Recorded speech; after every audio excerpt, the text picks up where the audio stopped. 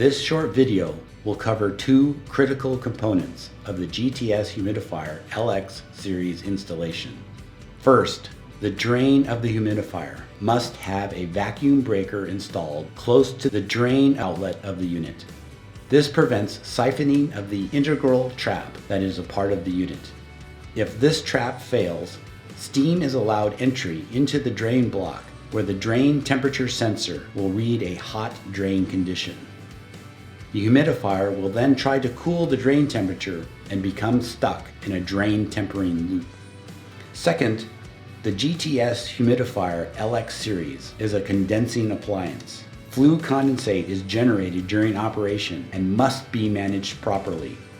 There are drains off the bottom of the secondary heat exchanger, and in the case of a single burner humidifier, condensate lines off a drip tee in the flue venting. These two lines are then connected. These drain lines, once they drop below the level of the bottom of the secondary heat exchanger, must never rise above the level of the bottom of the secondary heat exchanger and must not be kinked. The condensate must be allowed to flow freely, whether they're going to a neutralizer or directly to a building drain. On a two-burner unit, there is an additional flue condensate drain from the bottom of the flue box, as well as from the bottom of both secondary heat exchangers. These are tied together in the factory. These lines must never rise above the level of the bottom of the secondary heat exchanger.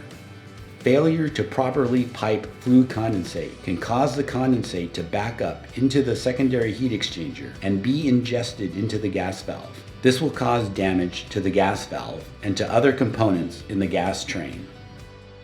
Two critical components of the GTS Humidifier LX Series installation.